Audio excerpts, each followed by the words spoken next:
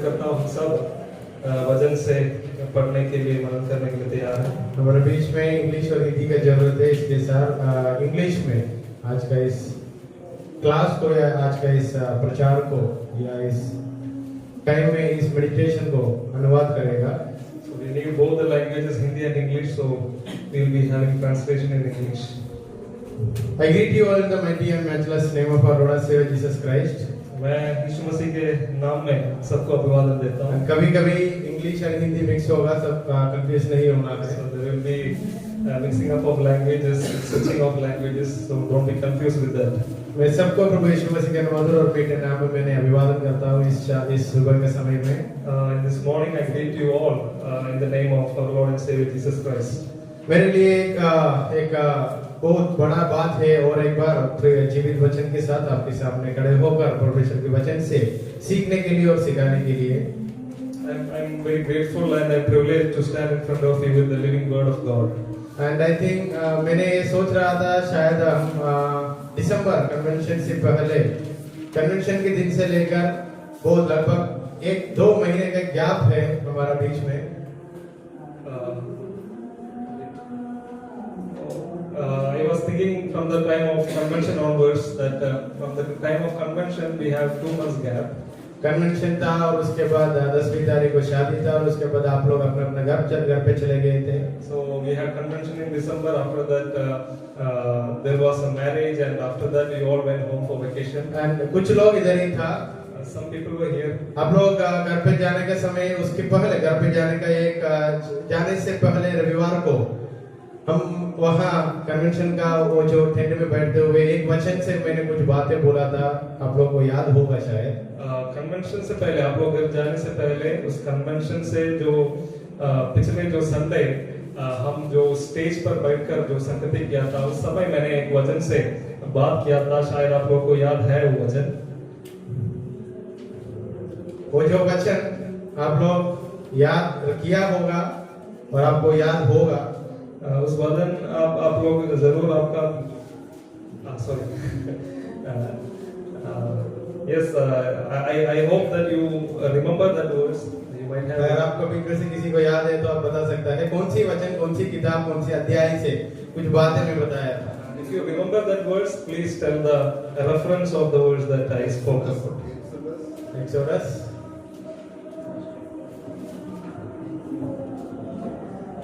किसी को भी याद नहीं है? Nobody remembers it. Exodus chapter 32 and exodus chapter निर्गमन की किताब अध्याय 32 और 34 से कुछ बातें मैंने बोला था। अभी याद आया? I was speaking from Exodus chapter 32 and 34. अभी वचन तो रिवील हो गया, प्रकाशन हो गया, लेकिन उसका अंदर कंटेंट क्या था किसी को याद है? पढ़ के बताइए वहाँ क्या होगा, क्या कहानी था, मूसा ने क्या किया, कौन था वहाँ वचन में? So you remember the chapters, but can anyone say the content? What was the content of the message? मैंने ये अभी आज का प्रचार या आज का क्लास का आज के इस मनन के लिए तो इस वचन से कुछ नहीं बताने वाला हूँ, लेकिन एक बात है जानकारी करना था, आप लोगों को याद है या नहीं?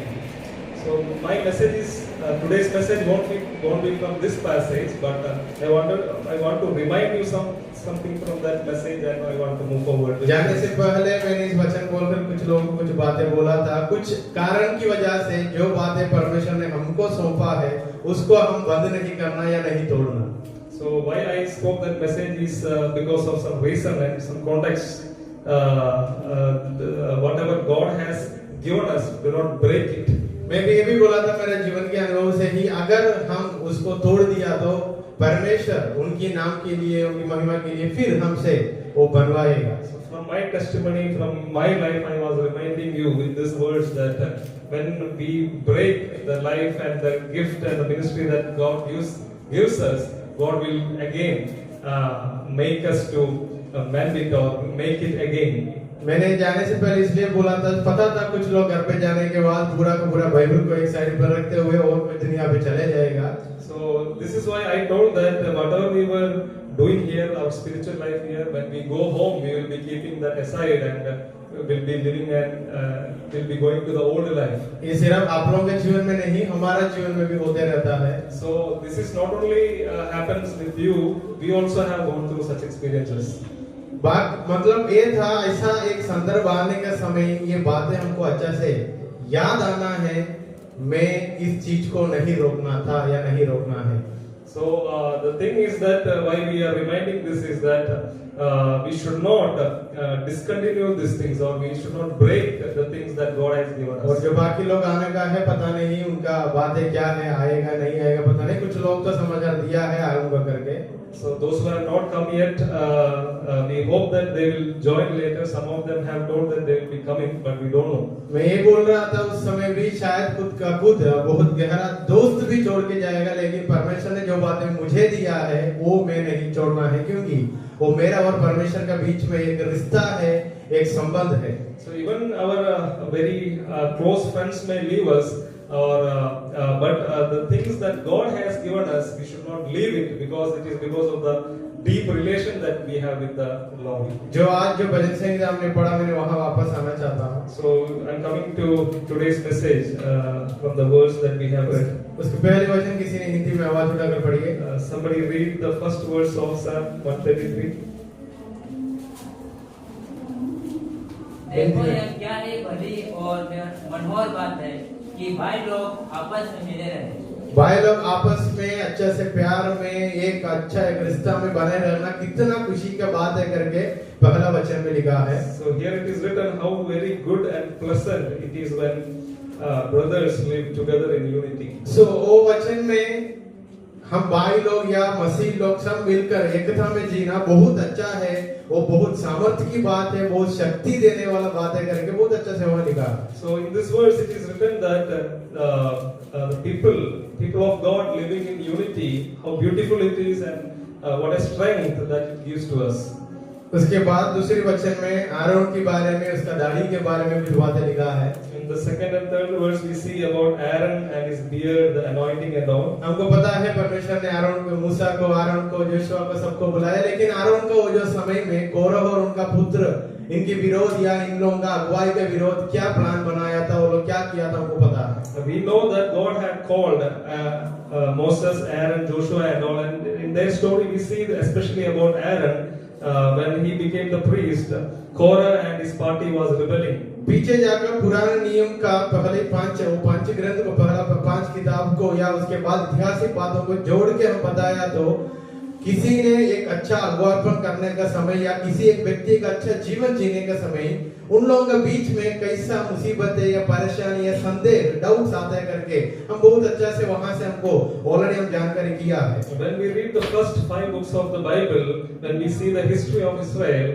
we see that whenever God appoints some leader and whenever somebody lives a good life, we see that problems are coming in and very difficult situations happen. मतलब ये है हमारा शत्रु को ये पता है ये लोग अच्छा एकता में प्यार में बहुत अच्छा से जिया तो उनका राज्य का खतरा है करके हमारा शत्रु का, हमारा बैरी को पता है। Enemy devil knows that when the people of God goes in unity, when we live in unity, it is a threat for his kingdom. इसलिए उन्होंने बीच में बहुत ऐसा वाला बातें लेके आता है, वो छोटी सी बातें होगा, किसी का गलती भी नहीं होगा, लेकिन इस छोटी चीजों की वजह से पूरा का पूरा यूनिटी या एकता को तोड़ने का बातें लेके आता है। It is in this fear that devil is bringing disunity and the things of dispute among the people of God when they live in unity. उसके बाद तीसरी वचन में बहुत ज़योन में आने वाला वो जो ड्यू के बारे में लिखा है। When we read next, we see that we see about the snow, the dew that comes on heaven. इस वजह से ऐसा अंत होता है, इसमें ही मतलब ये जो नियुक्त किया हुआ चीज में ही परमेश्वर उनका ब्लेसिंग या उनका आशीर्वाद दिया है करके भी लिखा है। उसका तीसरी वचन का सेकंड पार्ट पढ़ के देखिए। And in the end of third verse that is written, it is only in the ordained and appointed things of God the blessings of God will be showered. मतलब हमारा मर्जी के अनुसार कुछ भी नहीं हुआ तो भी हम ये देखना है ये बातें परमेश्वर ने नियुक्त किया तो उन्होंने उसमें से ही और उस रास्ता से ही हमको आशीर्वाद या अनुग्रह लेके आएगा। Maybe our own thinking and our own wishes will not be happening, but only take care of these things that the gods will be done, and only in that the blessings of God will be following us. मैं बोल रहा था कोरह और उसका पुत्र लोगों का भी मतलब सोच ये था, इन लोगों को क्यों अगुआ बनाया, हम भी उनके समान हैं.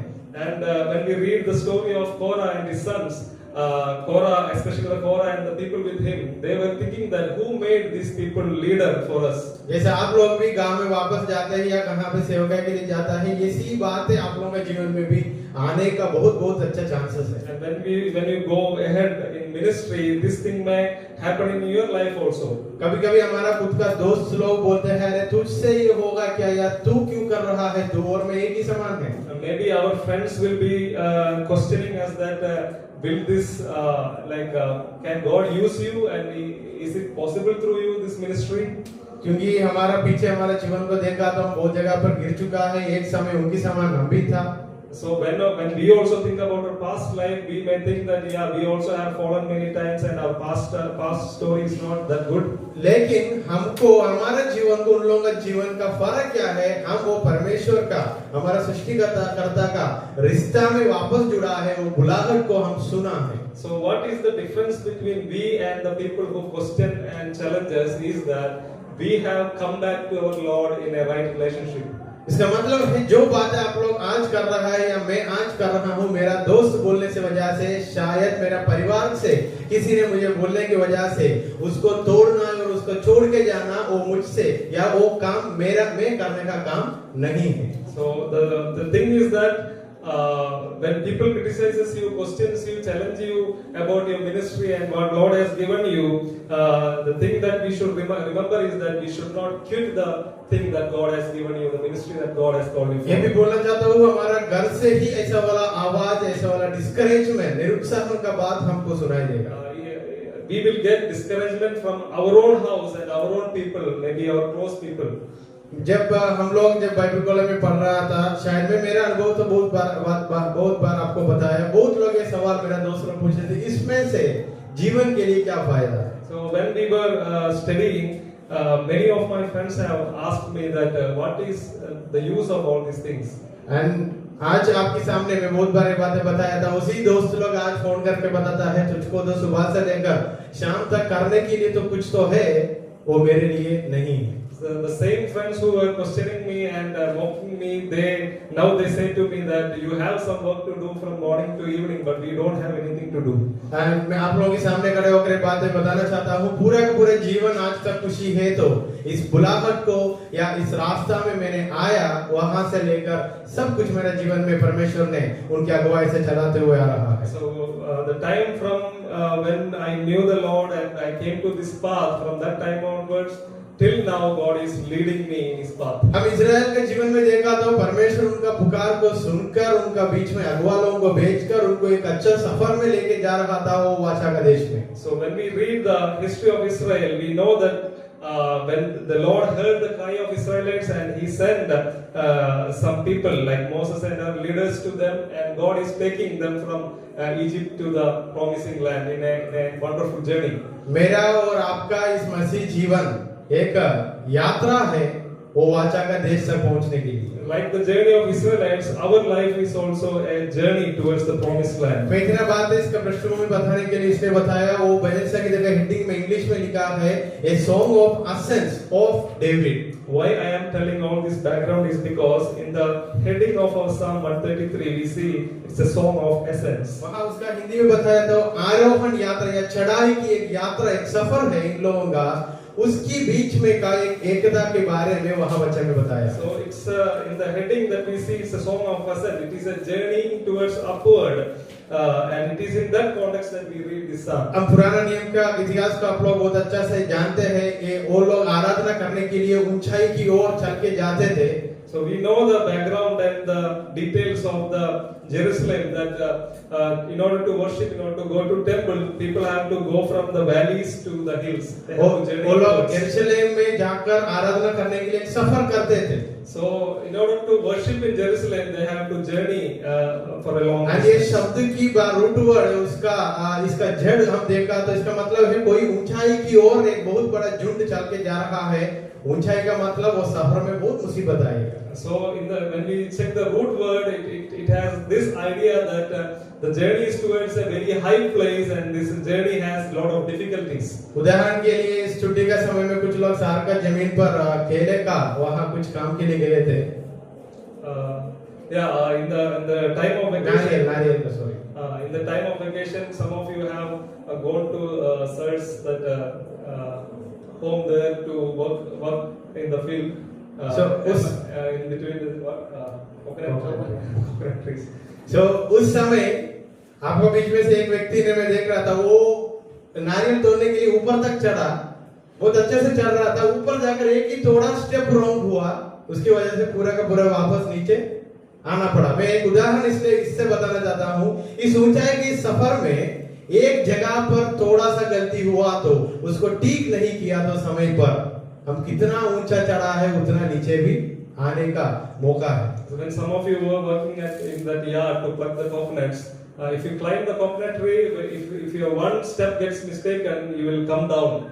How much ever you climb it, if there is one mistake, if your leg slips, you will be coming down. Like that, when you go upwards to a hilly place, when your leg slips, the whole journey, the whole effort you take to go up, it will be in zero. मतलब वाचा का देश की ओर जा रहा है और आराधना के लिए जा रहा है, प्रार्थना के लिए जा रहा है। जाने का इस ऊंचाई में जाने के इस सफर में एक स्टेप हम रॉन्ग लिया तो भी पूरा का पूरा स्टेप रॉन्ग होने का चांसेस है, मौका है। Here people are going for worship in Jerusalem. They have to journey a long distance and they have to climb a high place. But if you miss one step and if you slip once, the whole effort will come to the ground. याद रखना है, इस unity का मतलब हमको एक दूसरों को मदद का जरूरत है। So the meaning of this unity is that we need to help others. We need the help of others. सिर्फ मैं चढ़ के जा रहा हूँ करके नहीं, क्या मेरा दोस्त या मेरा पड़ोसी मेरा साथ आ रहा है या नहीं, या कैसा चढ़ना है, एक अच्छा आइडिया मुझको मिला, मैं उसको शेयर किया नहीं, सारी बातें इसका अंदर मौजूद है, इसका अंदर मिला है। So when we talk about this unity, this is not a selfish journey that we are only concerned about our journey. That we also should be concerned about others. With the help of each others only we can achieve this journey. So ये जो journey, ये जो यात्रा में शैतान हमको ऐसा परेशान करेगा, हम भी गिरना है, हम गिरने से बाकी लोग भी, जो लोग पीछे आ रहा है वो भी गिरते जाएगा करके उनका सोच में। So in this journey the aim of Satan is to make us fall, and also because of our fall others may also fall. जब हम इस्राएलियों का इतिहास पढ़ता है, बहुत राजा लोग सबको बहुत अगुवाई अच्छा से करके लेके गया, लास्ट में जाके क्या होते थे, राजा ही गिर जाते थे।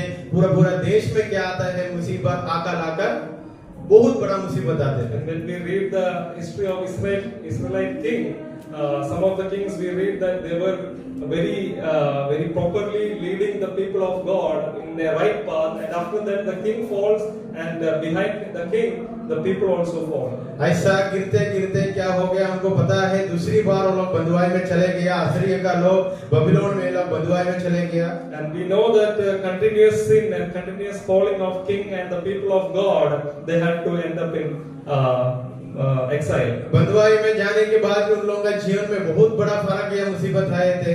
So after going into exile, into captivity, they had to face lot of difficulties. तो दूसरा राजा अध्याय 24-25 पढ़ने का समय हमको वहाँ एजेकियल और इनकी ये जो एजेकियल का किताब में कुछ बातें लिखा है, वो जो पृष्ठभूमि हमको वहाँ मिलता है, पढ़ने के लिए नहीं मैं ऐसा बोल रहा हूँ, आप लोग वहाँ लिख के रख सकता है। दूसरा राजा अध्याय 24-25। दूसरा राजा, in the book of 2 Kings chapter 24 and 25 we read some stories that we can connect with the book of Ezekiel. अभी जितना बातें मैंने बोल के आया, पूरा पुराना नियम का इतिहास था, वहाँ वो लोग कैसा परमेश्वर उनको चला के लेके आया, वाचा का देश पहुंचना था, वहाँ से कैसा उन लोगों के बीच में लड़ाई हुआ करके मैंने बोला।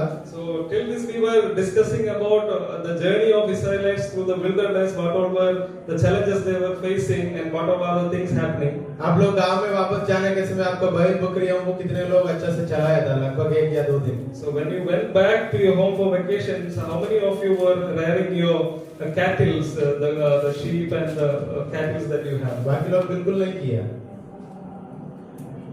उनको चलाने के समय हमारा हाथों में क्या होता है? So So when you rear your cattle or sheep or whatever, what you hold in your hand? एक लकड़ी तो हमारे हाथों में जरूर, वो लकड़ी का उपयोग क्या है सबसे पहले? So what is the use of the stick or the stuff that you hold in your hand when you rear cattle? जब मुझको गुस्सा आएगा उसको मारने के लिए या उनको अच्छा रास्ता पे मैं बिना गुस्सा अच्छा से चलाने के लिए है। So what is the use of this stuff, this rod? Is it to just hit them when you are angry or to lead them in a proper way? ये लकड़ी का उपयोग क्या है? उनको सिर्फ मारने के लिए और उनको एक अच्छा रास्ता पे चलाने के लिए। So what is the purpose? What is the use of this stuff? आप लोग बताना इसका उपयोग क्या है? सिर्फ बैल बकरियों को मारने के लिए और उसको चलाने के लिए। Is this stuff is just to hit them or beat them or is it to lead them? A और B. showing the way. Only showing the way. So उन्होंने बताया सिर्फ रास्ता दिखाने के लिए है। वो रास्ता में नहीं चला तो क्या करना पड़ेगा? So he was telling that it is to lead them in the right way. So if they are not going in the way, what we will do? इसलिए इस लकड़ी को दो उपयोग तो है।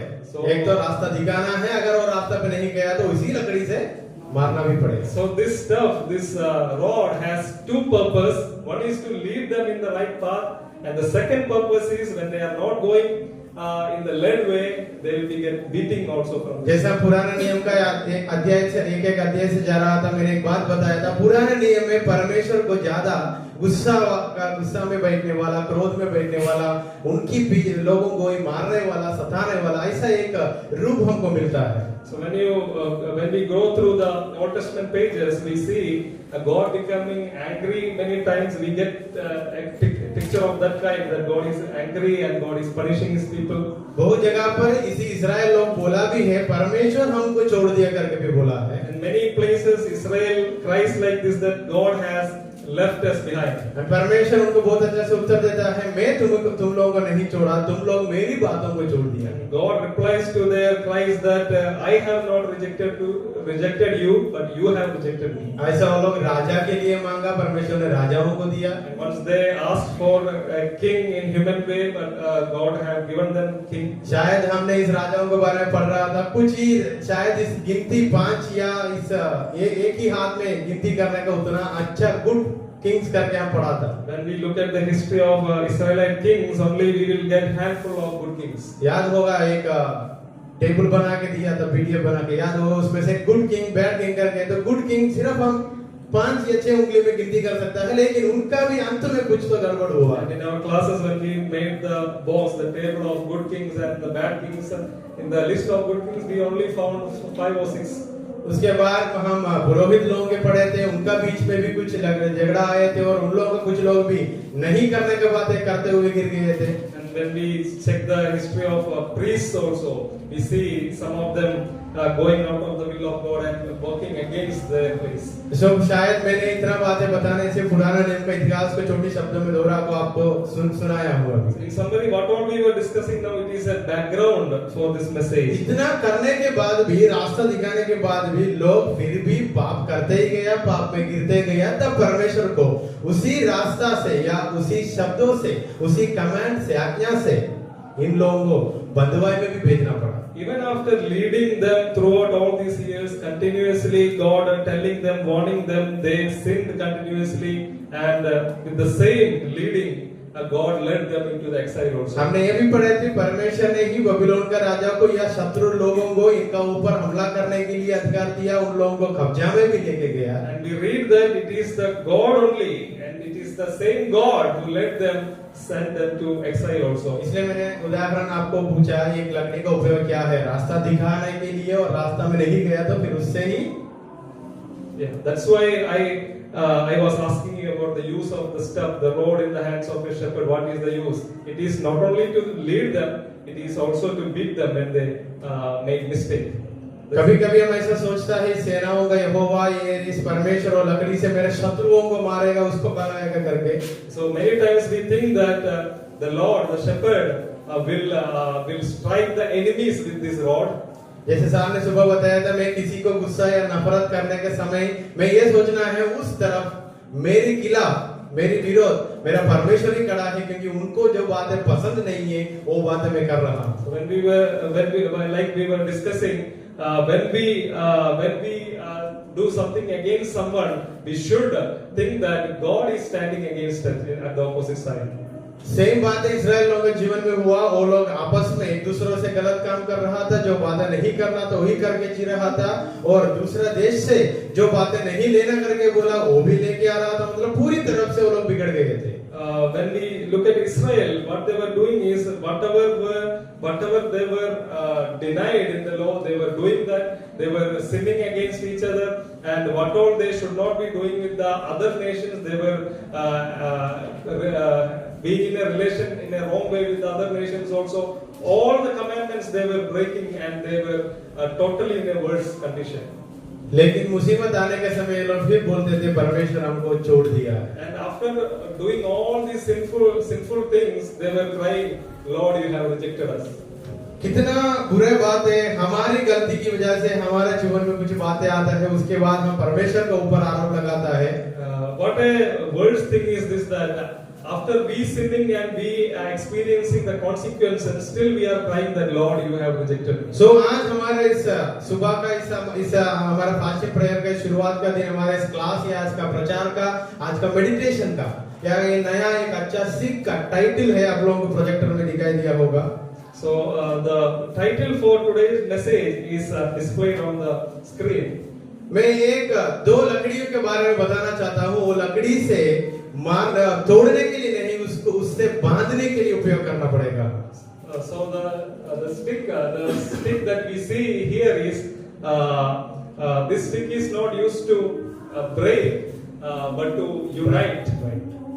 So परमेश्वर ने इतना मुसीबत के बीच में जीने वाला झुंड में से एक व्यक्ति को एक सेवा देकर बोला, तू मेरा भविष्यवाणी करने के लिए निकलना है, ये है तेरा सेवकाई। परमेश्वर ने इतना मुसीबत में बंधुआई में जीने वाला झुंड में से एक व्यक्ति को बुलाकर बोला है। अलग लोगों को बुलाया था, लेकिन आज का स्मरण में एक व्यक्ति को परमेश्वर ने बुलाकर बोला, मेरा वाणी तू जाकर इन लोगों से बताना है। In the exile, God is calling one person in order to give him his word, and he has to tell the word of God to the people. So आज के मनन के लिए हमारा ध्यान जाने वाला है Psalm 133 तो हमने पढ़ा है, उसके बाद Ezekiel chapter 37 15 से लेकर 28 तक। So for today's message, already we have read from Psalms 133. Now we will pay our attention to Ezekiel chapter 37 verse 1 onwards. जैसे यिर्मयाह नबी ने सेवा कर रहा था, आसपास में उसी समय में एजेकियल नबी का भी सेवा था। Ezekiel was ministering almost in the same times that Jeremiah was ministering. Babylon में बंधुआई में गए हुए जो यहूदा का लोग में से ये भी एक व्यक्ति था। Ezekiel was one of the people who went to Babylonian exile. ऐसा माना जाता है शायद most probably शायद ये उसका 25 उम्र में उन्होंने वहां बंधुआई में गए थे। Maybe in the age of 25, Ezekiel went to the exile. उसका 30वां उम्र में उनको एक पुरोहित का सेवा करने का बुलाहट मिला। So when he was 30, he got the calling to be a priest. So पूरा इस एजेकियल का किताब को हम 5 या 7 आउटलाइन में बांट के देखा तो हम और थोड़ा बातें गहराई से समझ आएगी। So when we study the book of Ezekiel, it is divided into some 6 or 7 units. From all these things we understand all these things. Ezekiel करके शब्द का मतलब है God strengthens or strengthens, और Ezekiel, the meaning of a name Ezekiel is God strengthens. मतलब परमेश्वर से या परमेश्वर ही उनको सामर्थ्य दिया है। The meaning is God is the only one who strengthens him. बुलाहट परमेश्वर का है, वो बुलाहट को पूरा करने के लिए ताकत या सामर्थ्य भी परमेश्वर ने दिया है। The calling is from the Lord, and it is the Lord only gives the strength to fulfill that calling. लेकिन हम सोचने की जरूरत है कौन सा कॉन्टेक्स्ट में संदर्भ में परमेश्वर इनको किसकी बीच में सेवा करने के लिए अलग किया।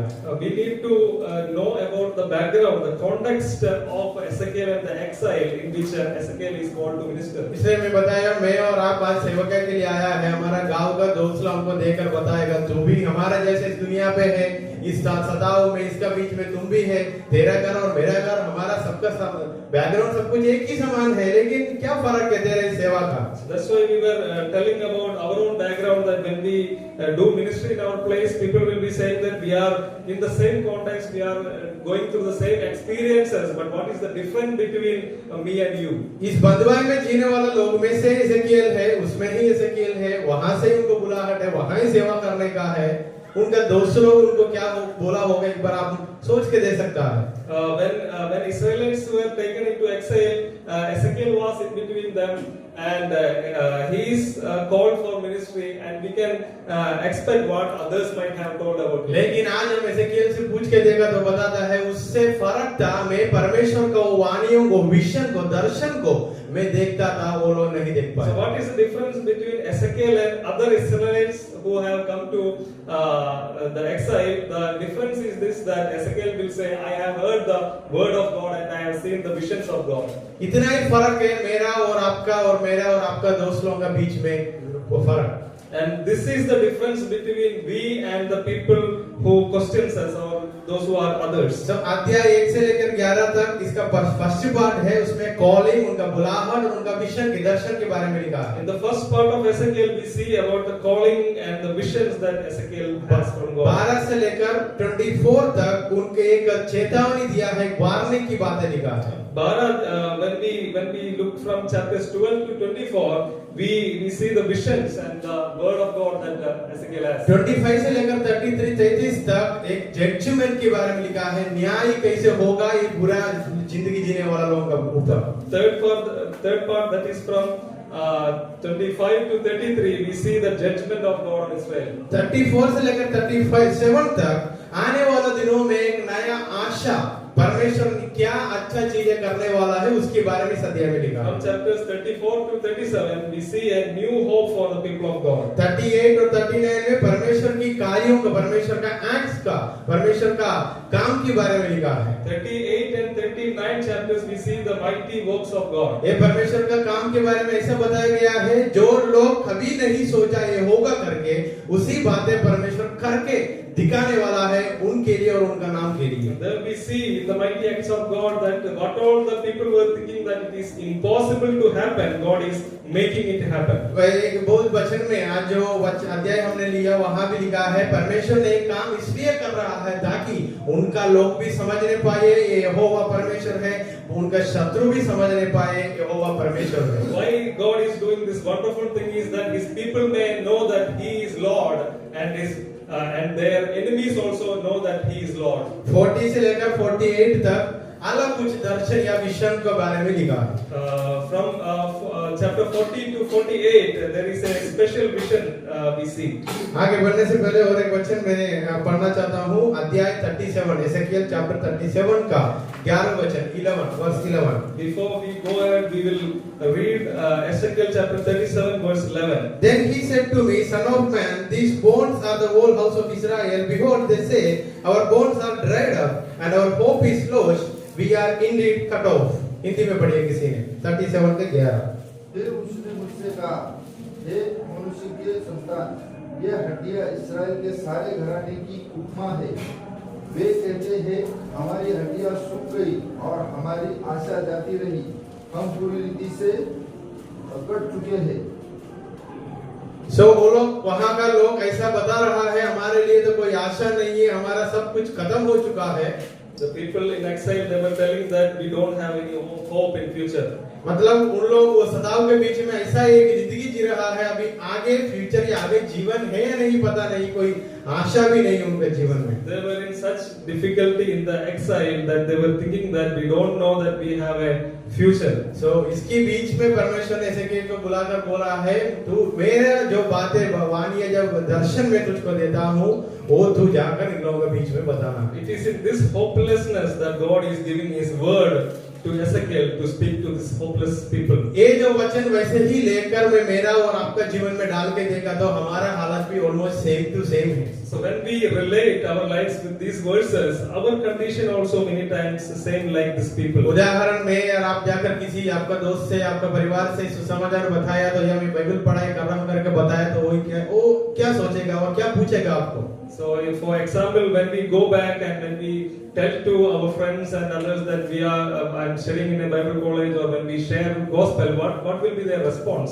वो पूछेगा अरे क्या फर्क है, क्या क्यों कर रहे, सबसे पहले यही पूछता है। So first their response will be, why you are doing this? What is the benefit? मेरा दोस्त लोग मुझसे तो ऐसा पूछते थे, So my friends were asking to me like this, what is the use of all अरे this? क्या फायदा है इस बाइबल बोल के जाकर, क्या फायदा है? What is the benefit going after this way? उस समय बोलने के लिए नहीं आते थे, लेकिन उसके बाद समझ आ गया फर्क ये है, मैं कुछ करने से पहले और करने के बाद इस वचन मुझसे बातें तो करता है जरूर। So this is the difference that whenever I do something, the word of God speaks to me. और जब जब इस वचन को मैं पढ़ता हूँ, मेरा ही चेहरा मुझको इस वचन में दिखाई भी देता है। Whenever I read this word, I see myself in that verses. कभी कभी हम भी बोलता है इस समय में, अरे क्या है, हमारा भी हड्डी पूरा सूख चुका है, क्या फायदा है, और कोई आशा ही नहीं है, सब कुछ सूख गया, सूखा पड़ा है, क्या फायदा है अभी टाइम को। Many times we also tell, like the people of Israel, that our bones are dried up, there is no hope for us, everything is over. Hindi में तो ऐसा लिखा है, इंग्लिश का अनुवाद में, हमारी हड्डियां सूख गई और हमारी आशा जाती रही। So here it is written, they say our bones are dried up and our hope is lost.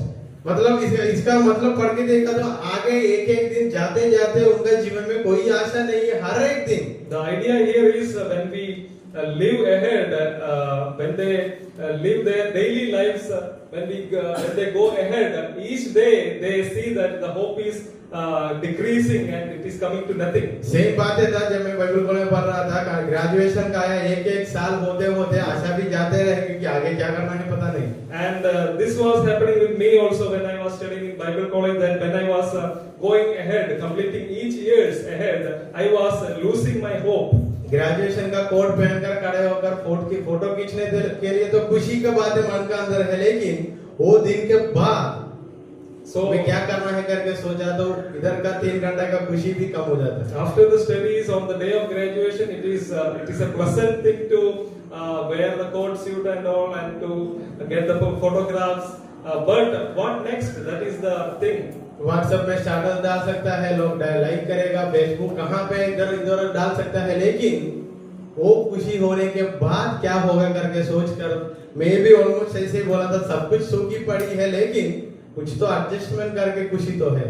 So when we it is good that to have graduation, to post the photos in social media, but the worry is about what next, that there is no hope for the future. So Ezekiel को जब परमेश्वर ने बुलाकर अलग-अलग सेवा को सौंपा, इधर आते आते 37 में ज्यादातर आप लोग इस प्रचार को सुन चुके हैं।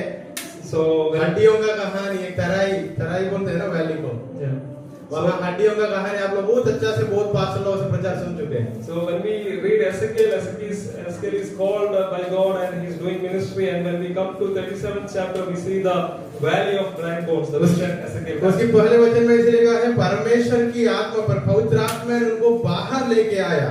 And when we read in the first verse that the spirit of the Lord took him outside, बाहर लेके आकर कहाँ खड़ा किया? and where he was standing when the spirit took him. बाहर पवित्र आत्मा ने उनको बाहर लेके आकर खड़ा किया, कहाँ खड़ा किया? So where the spirit of God took him to. हमारे जीवन में भी परमेश्वर हमको कहाँ पे लेके जाएगा, या पवित्र आत्मा का अगुवाई से हमको कहाँ पे लेके जाएगा, ये जो बातें सुनने के समय मेरा सोच तो ऐसे जाते थे बहुत बड़ा कंफर्ट प्लेस में, बहुत बड़ा जगह पर परमेश्वर मुझे लेके जाकर खड़ा करेगा, लेकिन एजेकियल के समान सोच के देखा था कहाँ खड़ा किया एजेकियल को। So when we read these verses, if it is with us, we might be thinking that the Holy Spirit is taking me, he will be taking me to a good and big crowd in a good situation. But when the Spirit of God took Ezekiel, he made him stand in the midst of dry bones. दूसरे वचन लिखा है, तब उसने मुझे उनकी चारों ओर घुमाया और तराई की तल पर बहुत सी हड्डियां थी और वे बहुत सूखी थी। So in the second verse we read, he led me all around them. There were very many lying in the valley and they were very dry.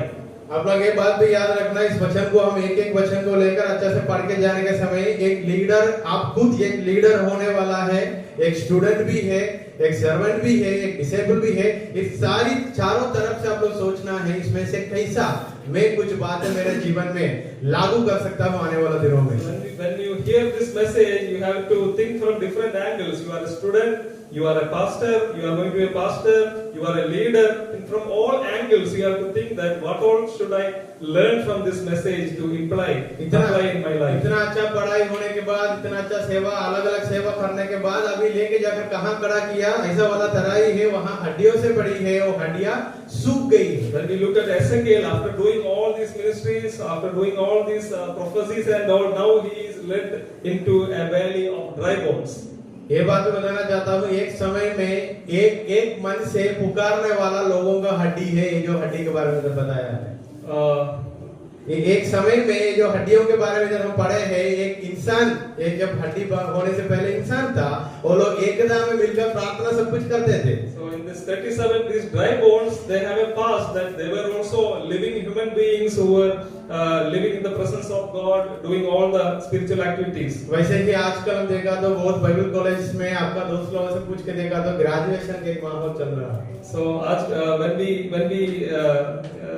look around in the Bible colleges, this is the season of graduations. बहुत लोग बड़े बड़े सोच के साथ बाहर निकलने वाला है, पवित्र आत्मा का सामर्थ पाते हुए सब कुछ पाते हुए, लेकिन पवित्र आत्मा ने इधर एजेकियल को कहाँ खड़ा किया? तराई है, तराई में सूखी हुई हड्डी पड़ा है। So when we graduate, in the minds of people there will be a lot of dreams and hopes that after this graduation I'll be doing great things for the Lord. But see, Ezekiel, the Spirit is leading him to the valley of dry bones. वहाँ ऐसे लिखा है बहुत सूखी थी ये हड्डियाँ। It is written about these dry bones that they were very dry. मतलब सालों से पहले मर गया था, उसके बाद हड्डी वहाँ पड़े रहते थे। अगर इज़राइल पड़ा रहता था। This word very dry, that implies that these people were dead long years back, and after passing of these years made these all these passing of years made these bones very dry. शायद मैं जो ये जो बातें बोलने के समय आप लोग हमारा साथ ही आ रहा है इस यात्रा में। शायद I hope that you are traveling with us through this journey. कहाँ पहुँच चुका है अभी हम? Where are we now? वाचा का देश में जाने वाला लोग थे, उसके बाद बंधुआ में चले गए हैं, उसके बाद उसमें से हमको बुलाहट आए हैं। मैं इसलिए बोल रहा हूँ, वो एजेकियल के जगह पर खुद को सोच के देखना। So we have to place ourselves in the shoes of Ezekiel and think about this journey. उसके बाद वही परमेश्वर ने एजेकियल से पूछ रहा है। After that, God is asking Ezekiel a question. इन हड्डियों से भविष्यवाणी, उसके बाद तीसरे वचन में लिखा है, तब उसने मुझसे पूछा, हे मनुष्य का संतान, क्या ये हड्डियां जी सकती हैं? And God is asking to Ezekiel, mortal, can these bones live? कहाँ से? अगर हमें से बताते दे रहे सूखी पड़ी हो, भी बहुत सूखी पड़ी है, इसमें से क्या फायदा होगा? If we were in the place of Ezekiel, we might have replied that these are very dry bones. There is no hope for living. मैंने कहा, हे परमेश्वर यहोवा, तू ही जानता है। So, but what was the reply of Ezekiel? Ezekiel replied that, "Oh Lord, God, you know." मतलब Ezekiel को एक बात पता है, मुझे शायद इसके बारे में कोई जानकारी नहीं है, कोई आइडिया नहीं है, लेकिन जो व्यक्ति, जो परमेश्वर मुझे बुलाया, उसको तो इधर होने वाला सारी बातें बहुत अच्छा से पता है, जो जानता है। Ezekiel is admitting that I don't know about these dry bones, what is the future of these dry bones, but the one who is speaking to me, he knows everything. सब पहली बातें हम देखे थे, यूनिटी में जीने के समय एक असेंडिंग, एक आरोहण या एक चढ़ाई का सफर में हमको मुसीबत या परेशान करने के लिए शैतान तो आते हैं। When we know that in this journey that we are traveling to upwards, this promising land, devil will surely come to make difficulties and problems. उसके बाद हमारा टाइटल था, after that our title of this message was unity of two sticks, not to break but to bind. ये दो लाठियों का एकता तोड़ने के लिए नहीं, जोड़ने के लिए। सो इस सफर में मेरा और आपका जीवन में लकड़ियों की जरूरत पक्का है। हमारे भी इस when we go through this journey, we also need the stick of the Lord or the staff of the Lord. हम स्टफ या स्टिक या रॉड ऐसा बारे बाइबल में ढूंढ के देखा तो बहुत अलग अलग इमेजरी इसको मिला है, रूपक इसको मिला है. When we read the entire Bible, in many places we see this stuff, this rod, the stick. That word is used in different contexts and different ideas. लेकिन मैं ढूंढ के देखा इधर ये जो अध्याय में आज जो हमने पाठ करने वाला है ये जो लकड़ी सिर्फ लकड़ी के बारे में ही लिखा है. In today's message, in today's verses, the stick is about a normal stick. हाँ, नॉर्मल स्टिक के बारे में ही लिखा है. Yeah, it is about a normal stick. लेकिन इधर अभी इज़राइल को हड्डियों के बीच में वो खड़ा है. परमेश्वर ने उनसे सवाल पूछा, उन्होंने पूरा बताया. परमेश्वर आप तो जानते हैं, इसका मतलब हमारे सेवकाई में हमारा बुलाहट आगे क्या होगा करके परमेश्वर को एक जगह पर लेके जाकर खड़ा किया तो हम ये कबूल करने का जरूरत है. परमेश्वर आप जानते हैं, आप जानकारी करते हुए ही मुझको इधर लेके आया. So, like when we read in Ezekiel was made to stand in midst of these dry bones and was asked that can these dry bones live? Ezekiel's reply was that Lord, you know. Like that, we also should say when we are placed among these hopeless situations, we also should know that I don't know, but you know everything, Lord, and it is because of that you have brought me. मतलब पूरा का पूरा भरोसा और विश्वास वो जिन्होंने मुझको बुलाया ये हड्डियों के सामने खड़ा किया उसके ऊपर मैंने रखा हूँ. When we are placed in between the dry bones, we should trust the Lord that the one who has called me, He is the one who has placed me in midst of these dry bones. उसके बाद परमेश्वर उनको उत्तर दिया, अगर तूने बोला मैं सब कुछ जानता हूँ, अभी जो बातें मैं करता हूँ, कहता हूँ, तू करना पड़ेगा. So God is again speaking to Ezekiel that you told me that you know everything. So speak and do whatever I am going to tell you. क्या करने के लिए बोला? इस हड्डियों से जाकर भविष्यवाणी करना करके बोला. So what was the command to Ezekiel? He has to go and prophesy to these dry bones. हे सूखी हड्डियों, यहोवा का वचन सुनो. 5वां वचन, परमेश्वर यहोवा तुम हड्डियों से ये कहता है, देखो मैं आप तुम में सांस समाऊंगा और तुम जी उठेंगे. मतलब सूखी हुई, बहुत सूखी हुई हड्डियों के सामने जाकर परमेश्वर की भविष्यवाणी करने के लिए एजेकियल को परमेश्वर ने बुलाया. In verse 5 it is written, thus says the Lord God to these bones, I will cause breath to enter you and you shall live.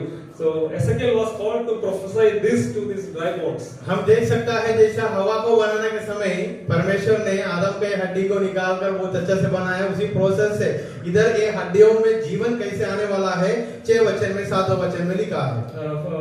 While looking at here, we remember the story of Adam and Eve, how God took a rib from Adam and made Eve. Like that, we are going to see how God is turning this bone to a living being. 7वां वचन में लिखा है, जब उन्होंने भविष्यवाणी करना शुरू किया, कुछ आवाज आना शुरू हुआ. In 7th verse, we see that when Ezekiel was prophesying, there is a loud noise, a big noise is coming. वो ऐसा वाला ये हड्डियों में टच होने के समय जो आवाज आता है, रैटलिंग करके उसका इंग्लिश लिखा है. हिंदी में वो आवाज उसका मतलब क्या है कि एक आहट आई और गुठेर हुआ, वही है ना, गुठोर हुआ. मतलब हड्डी में टच होने के समय एक आवाज आता है, वो आवाज उनको सुनाई दी. So what happened when Ezekiel prophesied is written here. He heard a noise, a noise like the bones are joining to one another. हड्डियां पड़ा है, इधर उधर होकर पड़ा है. अभी परमेश्वर की आवाज सुनने के बाद जो हड्डी से जुड़ना है वो सही रूप में आकर जुड़ना शुरू हुआ. इसका आवाज एजेकियल सुन रहा है. So when Ezekiel looked at the valley, it was the bones were scattered and dry. But when he prophesied, when the word of Lord came on these dry bones, all the bones were joining to the right place and the noise was heard. 6 वचन में जैसा इनको जीवन देने वाला process के बारे में बताया, वैसे ही 8वां वचन में लिखा है, उन्होंने देखा उनका वो हड्डियों में कैसा जीवन आ रहा है. So in 6th verse we can see a clear picture of how these dry bones are coming into a new living being. उसके बाद फिर परमेश्वर ने 9वें वचन में उनको बोला ये बातें जो भविष्यवाणी करना है. In the 9th verse also we see that what the Ezekiel has to prophesy. चारों दिशाओं से आकर इन खाक के लिए हुओं में से समा जाकी ये जी उठे. उसके 10वां वचन, उसकी इस आज्ञा को अनुसार मैंने भविष्यवाणी की, तब सांस उनमें से आ गई.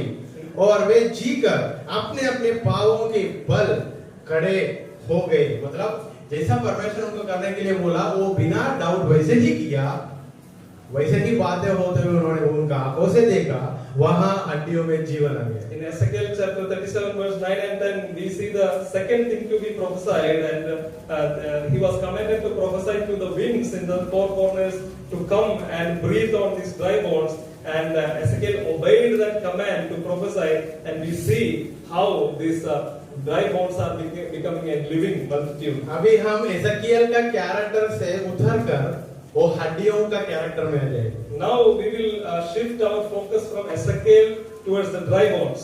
हम भी वो हड्डियों का समान था, एक समय इधर उधर तितर बितर हुए थे, हमको देखने वाले लोग बोलते थे इससे कुछ नहीं होगा, ये पूरा सूखी पड़ी है, कोई फायदा नहीं, यूजलेस है करके। लेकिन जब परमेश्वर की वचन हमारा जीवन में आया, इधर उधर तितर बितर हुए वो हड्डी जोड़कर अभी हम जिंदा होकर खड़ा हुआ है। Till now we were comparing ourselves to Ezekiel. Now we will keep ourselves in the place of dry bones. We were also like these dry bones, hopeless. There is no hope for the future. Our lives were like that. But when the word of God came into our life, we were quickened into life. लेकिन ये मत समझना परमेश्वर का वाणी आया, पवित्र आत्मा ने मुझे चलाया, लेकिन एक कंफर्ट प्लेस में, कंफर्ट पोजीशन, कैरेक्टर में मुझे खड़ा करेगा करके मत सोचना।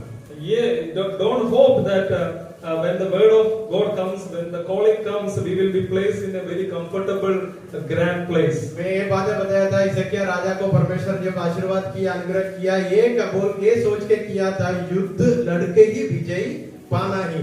When the Lord spoke to Hezekiah the king, he was told that only through the battle you can have the victory. You have to fight the battle. उन्होंने क्या किया था, जहाँ युद्ध लड़ने वालों से युद्ध लड़ना था, उन्होंने उनसे दोस्ती बनाया, मंदिर के अंदर लेके गया, फिर उसके बाद पूरा मंदिर को कब्जा करके शत्रु लेके गया।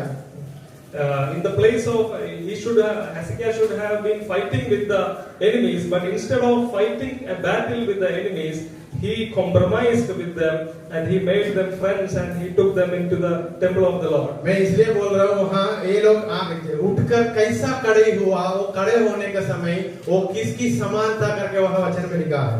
And when this 11वां वचन, when we read 11th verse, when these dry bones, 10वां वचन, sorry, when we read 10th verse, we see that when these dry bones became living beings, how it was looking like. और वे जी कर अपने अपने पांवों के बल खड़े हो गए और एक बहुत बड़ी सेना हो गई।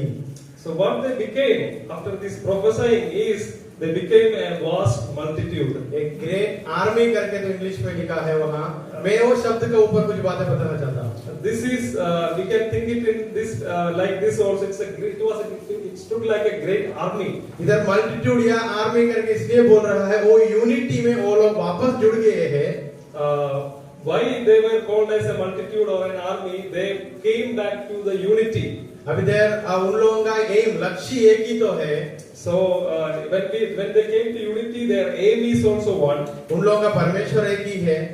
Their God is also one. वो लोग सब एक ही वाणी सुनकर खड़े हुए हैं। And all those who came into this living being became multitude. They came by hearing one word. हम आर्मी या सेना के बारे में सोच के देखा तो आगे युद्ध भी लड़ने का है, उसका तैयारी भी होने का है। So when we see them as an army, they have a great battle ahead. So seeing हम एक झुंड या आर्मी के समान हम खुद देख के देखा तो अभी हड्डियां थे हम, हमारा ऊपर हम नस आया, खून आया, फ्लैश आया, मांस आ गया, हम जिंदा खड़ा है एक आर्मी के समान। When we relate our lives also with these words, we were like dry bones in our past lives. Then God breathed into us, and God's word came to us, and we became a great army, and we are united by the word for a purpose. बहुत सालों से हड्डी के रूप में पड़े थे, शैतान ने हमको कुछ नहीं किया, कुछ हमारे जीवन में कुछ मुसीबत लेके नहीं आया होगा, लेकिन अभी से लेकर जरूर और जरूर आएगा। So in our past life, when we see our past life, we were like these dry bones for many years. That time we might not have many struggles and difficulties, but when we when we became this multitude, this great army for the Lord, now we will have to face a lot of challenges from Satan. क्यों? Why? जब हड्डियां थे हमसे कुछ फायदा नहीं थे, हम जैसा पड़ा था वैसा ही थे, लेकिन अभी हम एक अच्छा आर्मी, एक झुंड बन चुके हैं। हम परमेश्वर के राज के लिए खड़े होने वाला लोग हैं। इसलिए शैतान हमसे डरना शुरू किया, हमको इधर-उधर तितर-बितर करने के लिए प्लान भी बनाना शुरू किया। When we were dry bones, Satan did not fear us because we were useless as we were dry bones. But now we have become a great army by the word of God. Now Satan will fear us and he will do everything to destroy this. 11वें वचन में लिखा है, एसेकियल को परमेश्वर ने अभी समझाया है हड्डियों का मतलब क्या है, ये कौन है, कौन सा झुंड है करके समझाया। And it is in verse 11 that God is making this Ezekiel understand what is this vision about whom God is talking. अभी जो 11 वचन हमने पढ़े थे, शायद उसका मतलब आप लोगों को बहुत अच्छे से समझ आएगा। कौन बोल रहे थे हमारा आशा नहीं, कौन बोल रहे थे हमारा आशा हर दिन कम होते जा रहा है, हम सूख गए करके कौन बोल रहे थे। So now you might have understood about whom this vision is speaking. It is about which group of people God is referring to as dry bones. मतलब बंधुआई में जाकर सताव के बीच में आशा को खोकर, सब जिंदगी को खोकर जीने वाला इस्राएल लोगों को आवाज था, हमारा सब कुछ खत्म हो चुके हैं, लेकिन परमेश्वर वहां से उनका जीवन में कुछ नया बातें करने के लिए योजना रखा। So here we can understand that who is this people? These are the Israelites in exile. They are telling that our hope is over. We don't have a good future ahead. लेकिन हम 36 का 27 पढ़ के देखने के समय, 22 पढ़ के देखने के समय वो जगह पे लिखा है, परमेश्वर ने बताता है, मैं मेरा आत्मा को तुम पर उड़े लूंगा, वहां से तुम लोग एक नया जीवन जिएगा, तुम लोगों का खुद का देश में वापस लेके आऊंगा करके। And if we read chapter 36 verse 22 and 23, God is promising 36 verse 27, God is promising that He will send His Spirit on these people and they will live and God will bring back them to the promised land. 28 में 36 का 28 में लिखा है, तुम लोगों का पिताओं को जो जमीन में दिया था वहां तुम लोग रहने के लिए आएगा। In 28 it is written, then you shall live in the land that I gave to your ancestors. और 37 का 14 में सेम बातें दोहराया है। And in verse 14 of 37 it is written, the same thing is written, I will put my spirit within you and you shall live and I will place you on your own soil. और ये सब सारे आशीष अनुग्रह इसलिए मिल रहा है, वो भी वहां क्लियरली लिखा है, तुम लोग जानेगा मैं परमेश्वर हूँ। Why God is doing all these things, the reason is also written in 14th verse, then you shall know that I the Lord have spoken and will act, says the Lord. वहां लिखा है परमेश्वर ने, तब तुम जान लोगे कि मुझ यहोवा ही ने यह कहा और किया भी है, यहोवा की यही वाणी, मतलब परमेश्वर ही ये सारी चीज किया, मेरा परमेश्वर, मेरा उद्धारकर्ता, सृष्टि करता, ये यहोवा परमेश्वर है करके लोग जानना है करके इतना बातें वहां हुआ। Why God is doing all these things?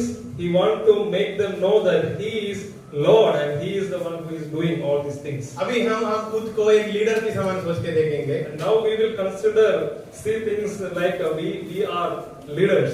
हम सेवा के लिए बहुत पास्टर लोगों का, बहुत ऑर्गेनाइजेशन का कहानी हम सुने हैं, वो लोग बोलते हैं मैं पुराना समय में वो किए थे, मैं ऐसा वाला जिंदगी था, ऐसा वाला गवाही करके बोलने वाला बहुत लोग आप देखा होगा और सुना भी होगा। Think ourselves as leaders and we might have heard so many pastors and leaders of organization telling the great things that they were doing in the past. शायद मैं और आप आने वाले दिनों में आप लोग टीचर किया कहीं कलीसिया का अगुवा बनने के समय हमारा भी गवाही या बोलने का तरीका ये भी होगा, वो मैंने किया था, ये मैंने किया था। अगर इजराइल लोगों से पूछा तो बताता है हम बहुत बड़ा घुमट को गिराए थे, पर्वत को गिराए थे, कहानी तो है। And in future we might also will share great things from the past to our congregation that in the past we were doing like this, we did this, we did that, all the great testimonies we will be sharing. अभी एसेकियल आज इधर खड़े हुआ तो बताता है शायद देखो मैं हड्डियों को जिंदा किया था, परमेश्वर की बातें सुनकर, सब बातों में परमेश्वर तो है, सभी तो किया है, लेकिन if Ezekiel was here, he will be surely sharing about the testimony of the dry bones. The Lord brought these dry bones to as a living army. First बात हम यूनिटी के बारे में सीखा, उसके बाद असेंडिंग एक यात्रा के बारे में सीखा। अभी तीसरी बात हम सीख के आ रहे थे, परमेश्वर जो जगह पर हमको खड़ा करेगा पूरी जिम्मेदारी उसका है, हमारा जिम्मेदारी है उन पर पूरा भरोसा या विश्वास रखने का। First thing we learned about unity. Second we were talking about the hard journey that is going upward. And the third thing that we are going to learn is we need to completely trust Lord where He places us.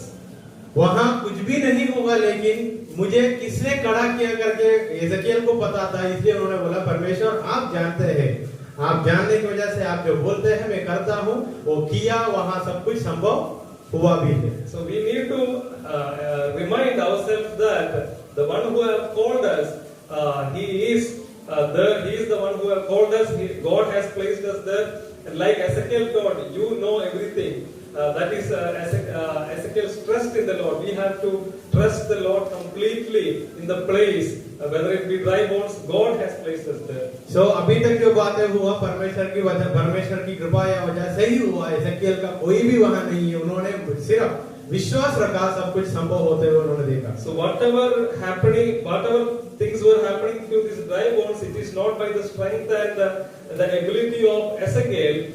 Ezekiel just believed what God told. It was all the doings of the Lord. अभी हम हमारा title में और अच्छा से touch होने वाला है. Now we will look out the title of our message deeply. 15 और 16 वचन हिंदी में किसी अच्छा से आवाज उठाकर पढ़िए, बाकी लोग अपना पर बाइबल में देखिए. 15 और 16 वचन. Let us read verse 15 and 16 of chapter 37. Ezekiel. फिर यहोवा का यह वचन मेरे पास पहुंचा, हे मनुष्य के संतान, एक लकड़ी लेकर उस पर लिख, यहूदा की ओर से उसके संगी इस्राएलियों को. तब दूसरी लकड़ी लेकर उस पर लिख, यूसुफ की अर्थात एफ्रेम की और उसके संगी इस्राएल की लकड़ी. तो इधर दो बार परमेश्वर ने एजकियल से बोला लकड़ी लेना है, मैं जो बोलता हूँ वो लिखना है. फिर बोला फिर और एक लकड़ी लेना है, जो मैं बोलता हूँ वो लिखना है. लिखने के बाद So here when we read these verses, God is telling Ezekiel to take 2 sticks and God is commanding some things to write on these 2 sticks. 17 वचन में लिखा है दोनों लकड़ियों को ज्वाइन करना है. In verse 17 it is told to Ezekiel that he has to bind these 2 sticks फिर together. उन लकड़ियों को एक दूसरे से जोड़कर एक ही कर ले कि वे तेरे हाथों में एक ही लकड़ी बन जाए. So the Ezekiel is commanded to bind these 2 sticks, that these 2 sticks become like one stick in the hands of Ezekiel. ये दो लकड़ियों के बारे में पढ़ने का समय एक ही एकता में जीने वाला एक ही देश का लोग दो लकड़ी के समान दो देश में विभाजन हो चुके थे. So when we look at this stick, it is about the people of God. At time they were one people, but after we see in the history that they became 2 divisions. हमको पता है इसका चरित्र क्या है, इतिहास क्या है, कौन थे राजा का समय में हुआ. We know the history of Israel when they got divided in the time of which king this all happened. अभी इसमें से हम हमारा जीवन में कॉन्टेक्स्ट में आके देखा तो कभी-कभी हम परमेश्वर बोलने के लिए ऐसा करता है, लेकिन उसका पूरा का पूरा करने में हम विफल हो जाता है. Many times when we relate this with us, we do what the Lord says us, but we don't do it fully. ये लकड़ी को इस वचन की समान या कुछ सेवा परमेश्वर हमको लेने के लिए बोला या कुछ जिम्मेदारी परमेश्वर हमको सौंपा, उसकी समान मैंने थोड़ी समय बताना चाहता हूँ. I would like to compare this vision of this stick, this story of stick with our own ministry and the word that is coming to us. कभी-कभी परमेश्वर हमको कुछ करने के लिए बोलता है और उसका परिणाम होता है बहुत बड़ा बुरा मतलब उत्तर या बहुत बड़ा बुरा बातें वो करने से हो सकता है. When the Lord speaks to us, many times it will be very hard thing, very harsh thing.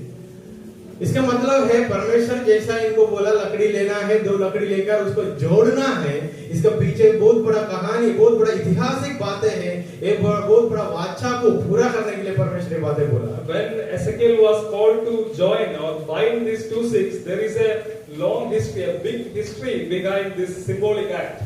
उसके बाद 18 वचन पढ़िए. And when your people say to you, will you not tell us what you mean by this? ये सब कुछ करने से ये क्या है करके जब लोग पूछेगा तुझसे, तब तू क्या उत्तर देना है वो भी परमेश्वर ने बताया 19 वचन में. And when Ezekiel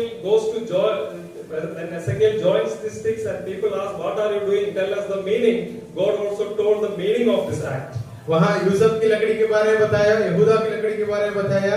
ये सब कुछ करने से जो तितर बितर हुए, जो हड्डियों को परमेश्वर कैसा एकता में कैसा बनाया, वैसे ही इधर उधर तितर बितर हुए हैं परमेश्वर का लोगों को एक ही जरिया, एक ही झुंड में बनाने के लिए, वापस रिस्टोर करने के लिए परमेश्वर ये सब बातें कर रहा है करके उनको बता रहा है। So here we see two sticks. One stick is Judah and the second stick is Joseph.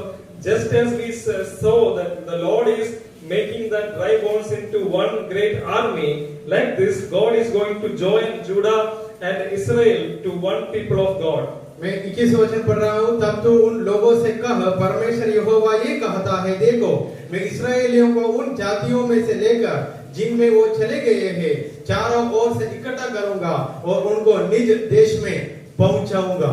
And in verse 21 it says, Thus says the Lord God, I will take the people of Israel from the nations among which they have gone and will gather them from every quarter and bring them to their own land. मैं उन लोगों को, मैं इसका सारांश बता रहा हूँ 22-23 का, मैं उन लोगों को एक ही देश बनाऊंगा और उन लोगों के लिए एक ही राजा होगा। And I will make them one nation in the land on the mountains of Israel, and one king shall be king over them all. आने वाले दिनों में वो लोग खुद को अशुद्ध भी नहीं करेगा अन्य देवी देवताओं को पीछे जाकर। Never again shall there be two nations, and never again shall they वो अपने आप को अशुद्ध they won't say themselves as a defiled nation. So इतना बातें परमेश्वर किससे करवा रहा है? इज़ेकिएल नबी से, इज़ेकिएल भविष्यवक्ता से करवाना चाहता है। All these things God is doing all these things through Ezekiel. So एक लीडर या एक अगुवा, एक अच्छा लीडर होने के नाते सिर्फ हड्डियां को जिंदा किया इतना तक नहीं है, परमेश्वर आगे हमको जो बातें बोला है वो भी कर इस झुंड को एकता में रखने के लिए भी जिम्मेदारी हमारा है। Being a good leader, it does not mean bringing these dry bones into a living being. That the work does not stop there. The Lord is again commissioning Ezekiel to unite these people, like that. We also have to unite these people and lead them. अभी पहला देखना, अगर हम एक इंसान है, हमसे परमेश्वर कुछ बड़ा कार्य करवाया तो थोड़ी दिन आगे जाते जाते हमारे एक आदत है, बाकी जो बात है मैं करता हूँ करके एक सोच आ जाता है। When God commands us and when we do some things, we obey that, and after some days we have this thought that we are doing all these things. उदाहरण बताता हूँ, कभी-कभी हम कुछ भविष्यवाणी करने से, कुछ बोलने से कुछ संभव हो जाता है, लेकिन आने वाला दिनों में हम बोलने से कुछ नहीं होगा, लेकिन हम बोलते ही रहता है क्योंकि अंदर एक फीलिंग आता है ये मैं बोलने के लिए और बोला तो मेरे लिए फायदा है, मेरा नाम और आगे बढ़ेगा। So when God is giving us the gift of prophecy and we prophesy and things happen, when God do wonders through us, and after sometimes even without God giving also we may have a tendency to continue that prophesying or continuing that track, that we may have some benefit. मैं ऐसे ही नहीं बोल रहा हूँ, पुराना नियम में राजाओं के बारे में जब हम पढ़े थे, एक समय तक वो लोग परमेश्वर की आज्ञा को मान के करते थे, लेकिन धन दौलत संपत्ति सब कुछ आ गया, नाम बढ़ गया, फिर कैसे हो गया? वो लोग खुद कुछ करना भी शुरू किया। When Israelite kings, when we read their stories, to an extent they have obeyed the Lord, but when the fame and money and all the wealth increased in their life, they started depending on themselves and started doing everything by their own. मैं आशा करता हूँ आप लोगों को समझ आ रहा है। हर एक पॉइंट का एविडेंस हम पुराना नियम से ही बता के जा रहा है, लेकिन इधर देख सकता है एजेकिएल से इतना बड़ा काम तो करवाया है, उसके बाद बोला तो टुकड़ा जो लकड़ी लेना है, लकड़ी लेकर इसमें जो बोलता हूँ वो लिखना है, उसको जोड़ना है करके बोला। After making Ezekiel do great thing of making this dry bones live, after that God is telling him to take two sticks and join them. हम देख सकता है एजेकिएल को परमेश्वर ने बुलाहट देने के समय 33 का 7वें वचन में बहुत क्लियरली एक बात बताया, you are just a watchman of this nation. जब एजेकिएल को परमेश्वर ने बुलाया, चैप्टर 33 का 7, when we read chapter 33 verse 7 about the calling of Ezekiel, Ezekiel was called just as a watchman for the nation of Israel. 33 का 7, इसलिए हे मनुष्य के संतान, मैंने तुझे इस्राएल के घराने का पहरुआ ठहराया है। इस्राएल का पहरुआ मतलब एक वॉचमैन, उसका वॉचमैन का आजकल एक फेमस वर्ड है ना, सिक्योरिटी नहीं हिंदी में, ये चौकीदार। तो चौकीदार करके जो शब्द है मतलब इजराइल को संभालने के लिए उनको चौकीदार का रूप में तेरा सेवा करके एजेकियल को वेरी क्लियरली बोलते हुए बुलाया। अभी कितना भी हड्डियों को खड़ा किया, कुछ भी हुआ, अपनी बुलाहट से आगे या पीछे नहीं जा सकता है। परमेश्वर जो बोला वो करना है। उनकी हाथों में अभी परमेश्वर अभी वॉचमैन के हाथों में 2 लकड़ियों लेने के लिए बोला। When the Lord called Ezekiel, he was called as a watchman over the nation of Israel.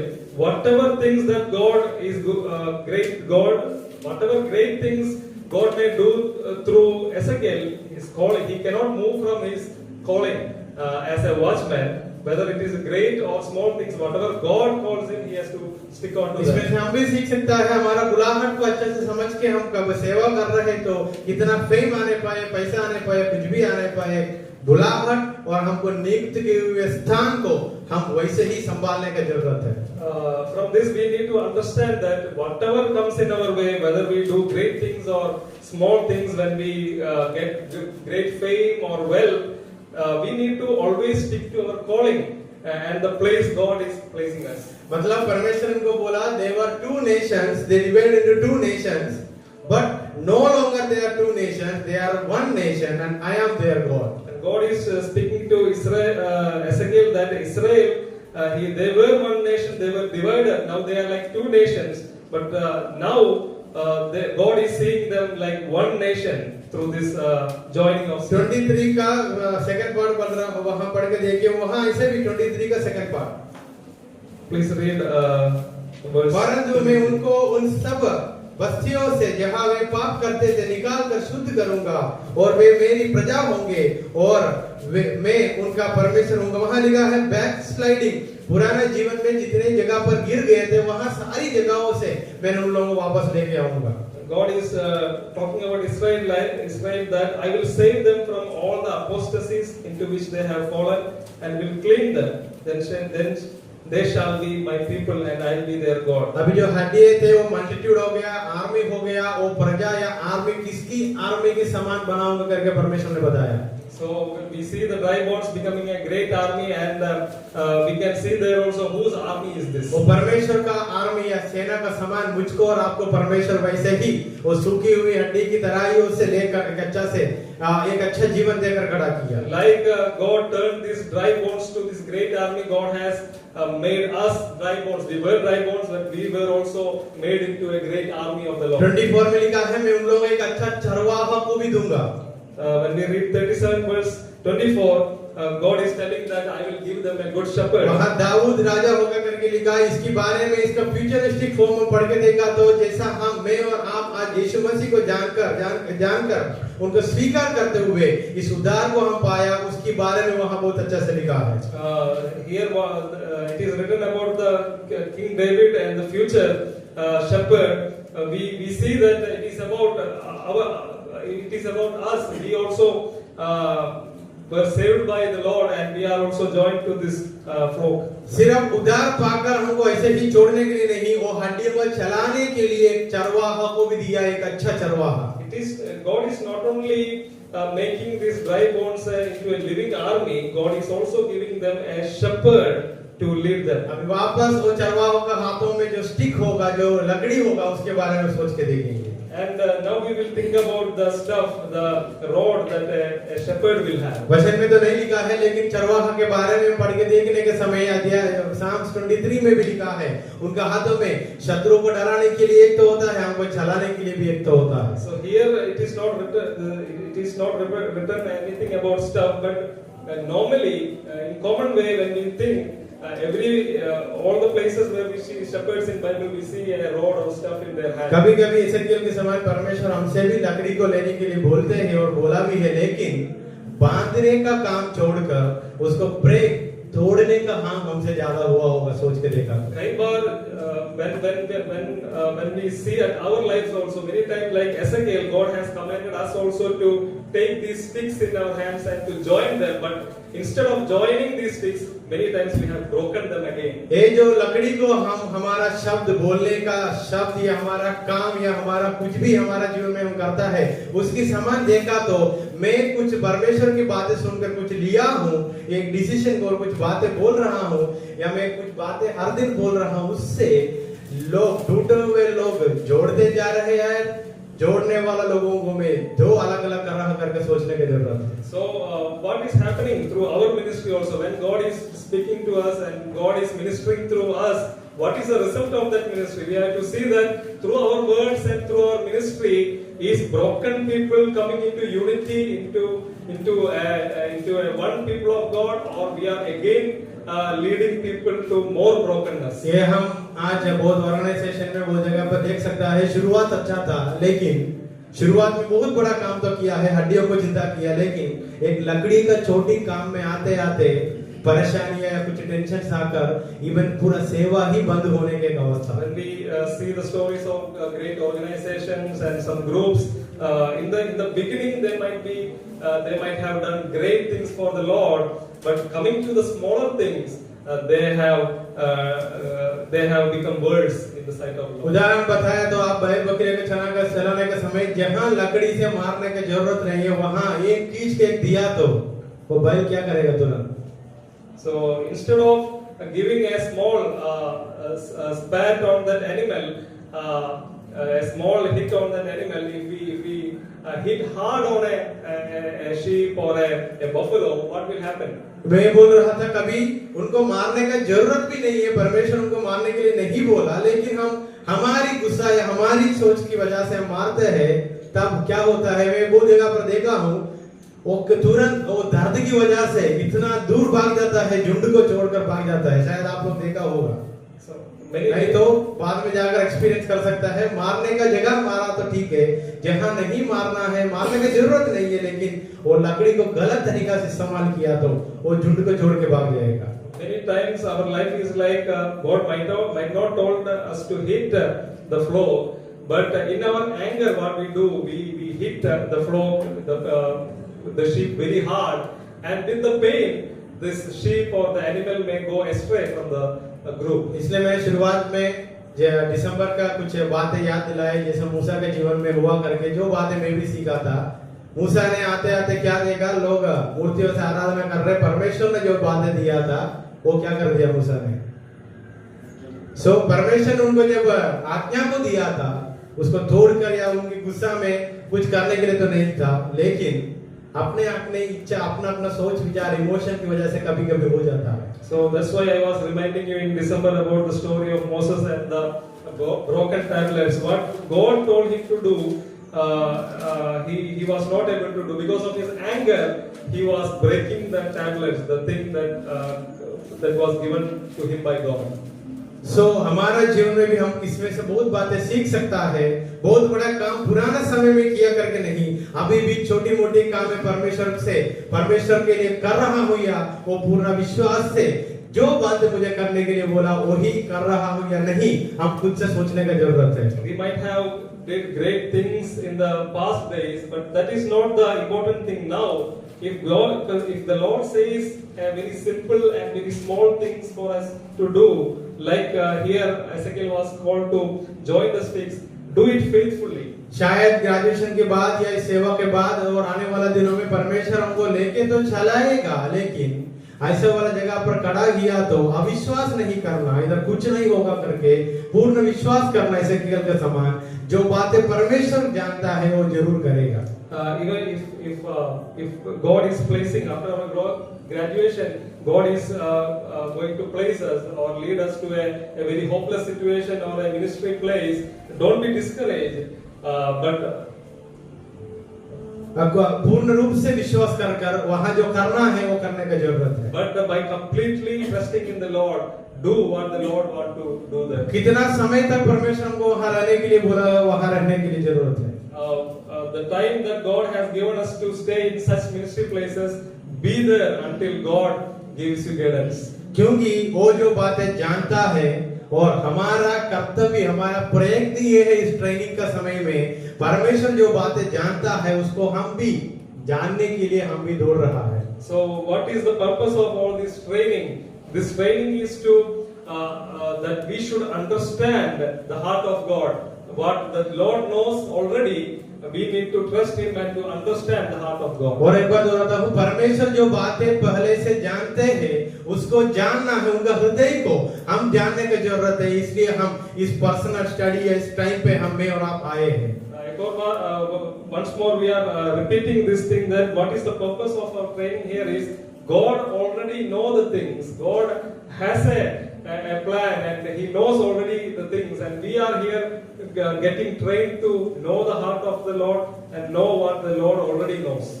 और एक बात है, लास्ट अंतिम बात मैं बताना चाहता हूँ, इतना बड़ा काम किया करके वहां ही रुक जाने का नहीं, उतना ही सेवा करके मत सोचना।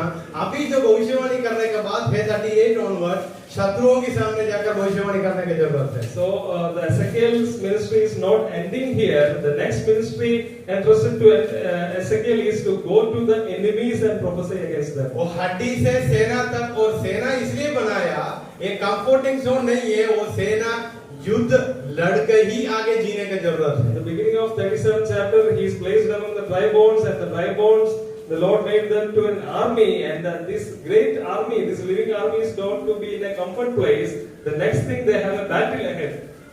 गलातियों को पत्री से हम पढ़े थे, एक आर्मी होने के नाते खुद का बोझ हम उठाना पड़ेगा, लोगों को संभालना भी पड़ेगा, मेरे लिए और किसी ने कुछ करेगा करके सोचने का भी मौका भी नहीं मिलेगा। So in the letter to Galatians, we know that in an army, in a battle, we need to carry our own burdens and weights, and don't expect others to help you and carry your burdens. हमारा बीच में भी कुछ लोग ऐसा profile बनाने वाला लोग है, आर्मी करके शब्द को यूज करते हुए बहुत अच्छा लगता है उसे यूज करना, लेकिन एक आर्मी होने के नाते खुद का बैग भी लेना है, खुद का बंदूक सब कुछ लेना है, अब देश को भी संभालना है, साथ ही साथ खुद को भी संभालने की जरूरत है। When we make social media profiles, we use this word army in a very stylish way, but it is not easy to be in an army.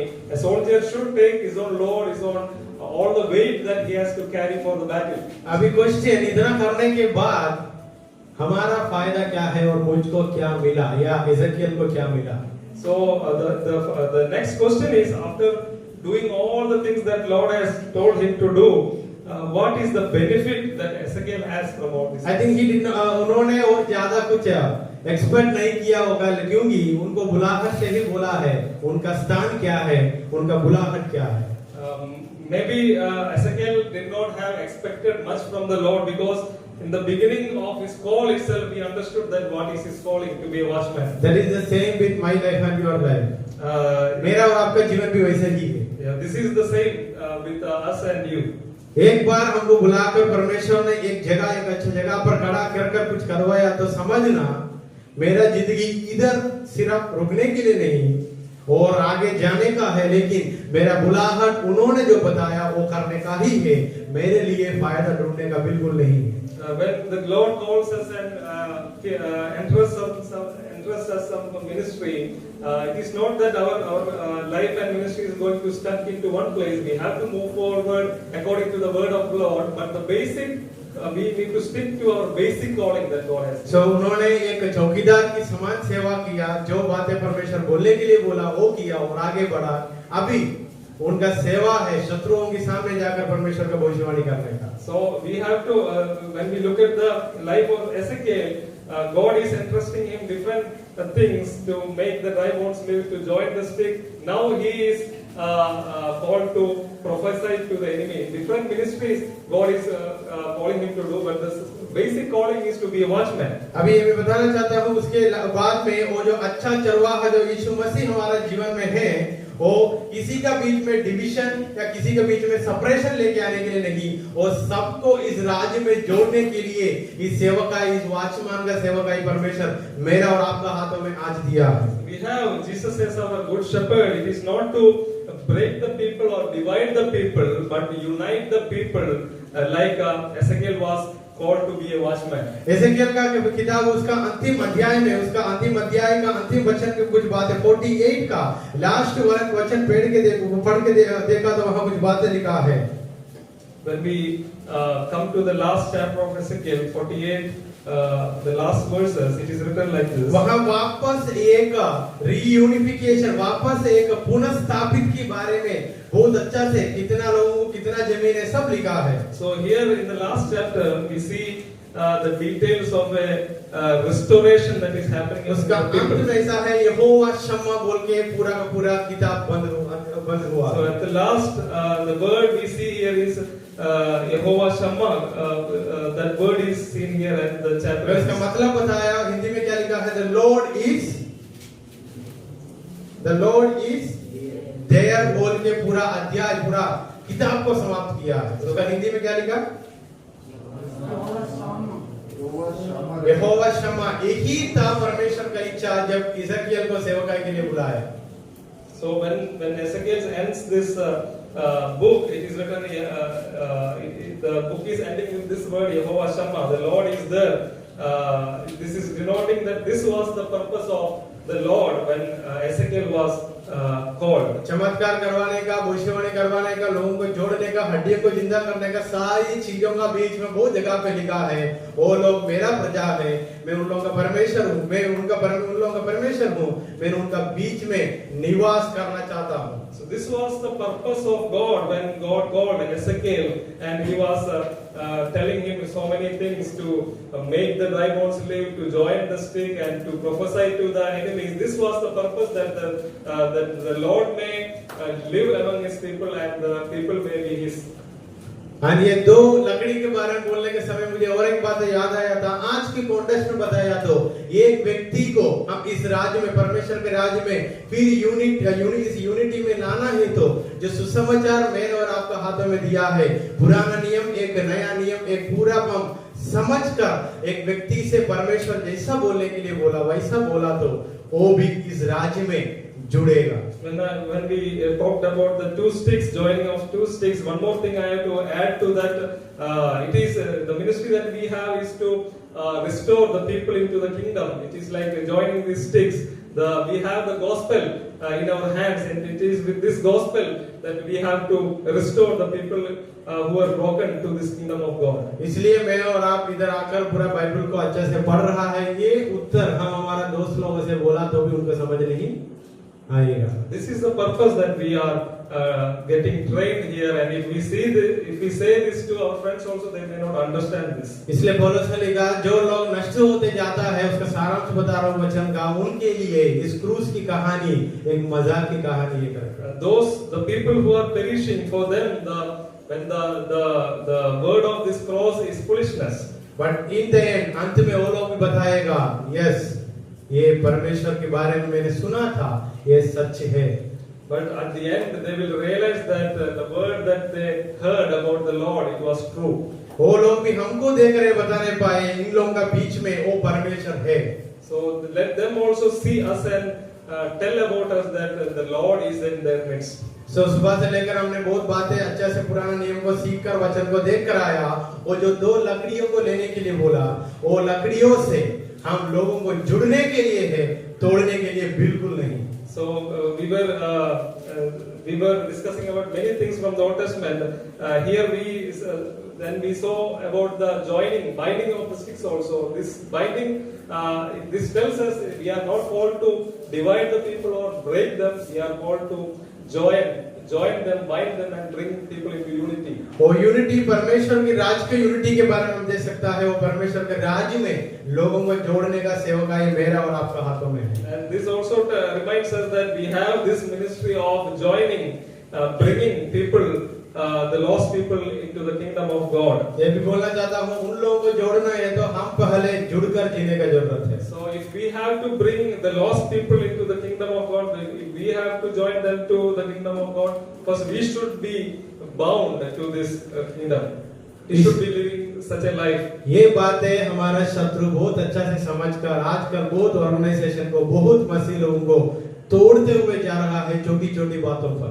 And the devil, knowing this, the power of unity, now what he is doing is he is breaking and dividing organization, people, and churches. That the Lord's purpose should not take place. मैंने वापस भजन संहिता 133 में आना चाहता हूँ। कितना अच्छा है भाई लोग एक समान, वो मसीह लोग एक समान जोकर जीना, वो इतना अच्छा है करके किसको लगेगा, किसको महसूस होगा? जो व्यक्ति इसका गहराई को समझ लिया है। एट द सेम टाइम शत्रु को ये देखकर बिल्कुल अच्छा नहीं लगेगा। We will come back to Psalms 133 as it is written there, how very good and pleasant it is when brothers live together in unity. When we understand the depth of the secret of this unity, the power of this unity, those who understand it, it is a very pleasant thing for them. But devil is not at all happy in the people of God uniting together. ये जो लकड़ी परमेश्वर हमको लेने के लिए बोला, वो लकड़ी लेकर हम लोगों को जोड़ते हुए, इस यूनिटी को और बढ़ाते हुए, अगर इस यूनिटी एकता में, इस यूनिटी में हम जरूर है तो उसको उपयोग करते हुए हम आगे बढ़ने के लिए प्रार्थना करेंगे। So what we have to do is, as Ezekiel was told to bind these sticks, we are also called to bring unity and work for unity, not to divide and break. अगर इस जगह पर हम पुनः स्थापित करने की जरूरत हमारा जीवन में है तो जरूर हम इस वचन से हम पुनः स्थापित करने की जरूरत है। If there is any areas in our life that we need to repent and get restored, we need to work towards that restoration. ये जो लकड़ी के बारे में हमेशा याद रखने का है, वो लकड़ी हमको रास्ता भी दिखाएगा, अगर गलत काम किया तो हमको दर्द भी पहुंचाएगा। We need to be every time we need to be reminded about the Lord, the stuff of the Lord, that this stuff of the Lord always leads us in the right path, and when we commit mistake, it also disciplines us. मैं आशा करता हूँ सब सुबह से लेकर अभी तक जो बातें परमेश्वर ने हमको बहुत अच्छा से समझाया, आप लोगों को बहुत अच्छा से समझ आया होगा। I hope that the things that we were discussing, hearing from the morning till now, all things you are understanding it well, and you are getting it well. मैं पूरा फोकस ये जो दो लकड़ी का ऊपर और देना चाहता हूँ, क्योंकि ये लकड़ी को मैं जब पढ़ रहा था मुझको बहुत बातें परमेश्वर ने समझाया। मेरा डिसीजन, मेरा शब्द, मेरा काम या मैं जो कुछ करता हूँ, अगर परमेश्वर बोलने के बाद ही करना है और उसको कैसा इस्तेमाल करना है वैसे ही इस्तेमाल करना है।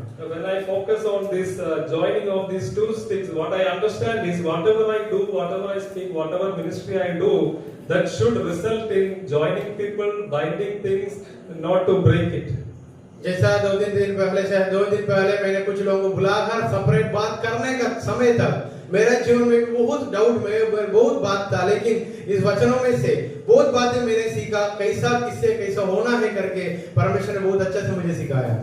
2 days before I had to call some of you and I had to talk to you. That time also I had a lot of confusions about this. From this verse I understood what need to be done.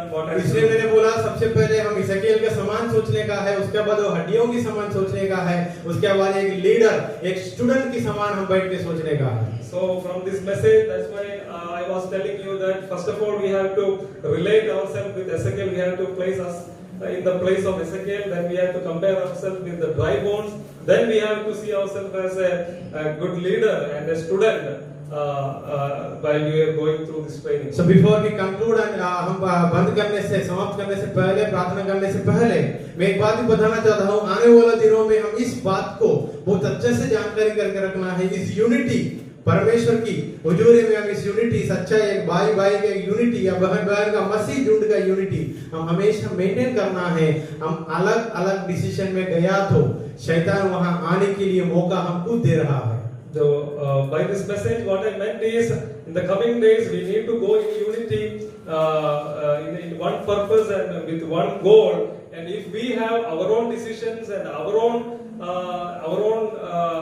wish and will, and if we are going our own way, the purposes of God will not take place. मैं बोलने का मतलब ये था, हमारा हर एक organisation में, हर एक कलीसिया की बढ़ोतरी के लिए या विश्वास की बढ़ोतरी के लिए ही डिसीजन आना है। अलग अलग डिसीजन आए तो जरूर वहां शैतान आकर घुसने का मौका हम ही दे रहा है। In our ministries, in our organization, wherever we are, all our decisions, all our acts should contribute to the uplifting of the believers, for the spiritual growth and unity of others. Otherwise, Satan will take the opportunity. ये बातें शायद आप लोगों को बहुत अच्छे से समझ आया होगा पूरा का पूरा इस मेडिटेशन से। I hope all of you understood all these things from this अभी हमारे बीच में 15 मिनट जो बाकी है, ये बाकी जो समय, अगर इसमें से आपको बीच में किसी को कुछ डाउट है तो आप लोग पूछ सकता है। So now the time is for you, some 15 minutes you have, that if you have any doubts from this message, you can ask. अगर कुछ डाउट आप लोग है तो आप लोग पूछ सकता है, नहीं तो अभी हम प्रार्थना करके समाप्त करने वाला है। अभी उसके बाद शाम को पास्टर संतोष और एक पास्टर आने वाला है, लेकिन इस फास्टिंग और प्रेयर का मुख्य उद्देश्य ये था, हमारा वो यूनिटी में कुछ गड़बड़ हुआ तो कुछ गैप आया तो उसको हम भर्ती करते हुए हम आने वाले दिनों में आगे जाने के लिए। Now in the evening there is a guest pastor for us, pastor named Santosh. But the crux of my message is that we should go in unity. We have to bind every broken things, and we have to go in unity. That is the goal of this message. हम हमारा रिश्ता में, हमारा position में, हमारा स्थान में खड़े होकर बहुत बातें हम किए हैं, लेकिन इस सारी बातों का अंत उद्देश्य एक ही है, हम लोग आने वाले दिनों में परमेश्वर के लिए खड़े होने वाले एक अच्छा दास बनना है।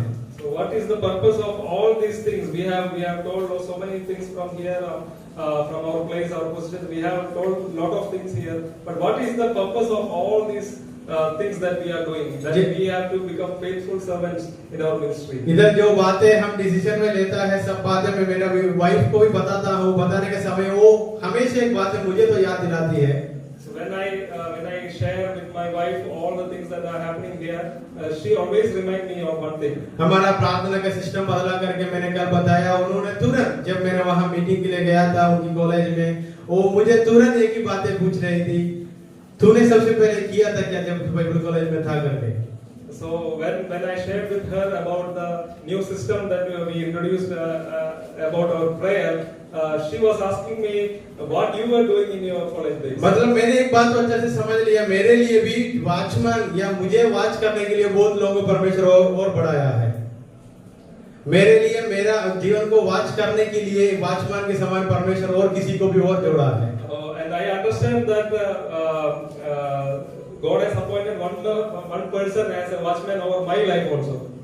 ऐसे ही मेरा और आपका जीवन में भी है, आपका दोस्त होगा, आपका परिवार होगा, आपका टीचर होगा, कोई भी होगा, एक वॉचमैन के समान उनको सेवा सौंपा तो वो जरूर वो करेगा। So yes, we ourselves are watchmen, but there are others that God is appointing over our life as watchmen, that they will be taking care of our life, looking at our life and correcting us. कुछ बातें context से बोलते हुए समाप्त करना चाहता हूँ। आप लोग रूम के अंदर कुछ बातें बोलता है, करता है, तुरंत वो हमारा पास कैसा आता है, कभी सोचा होगा?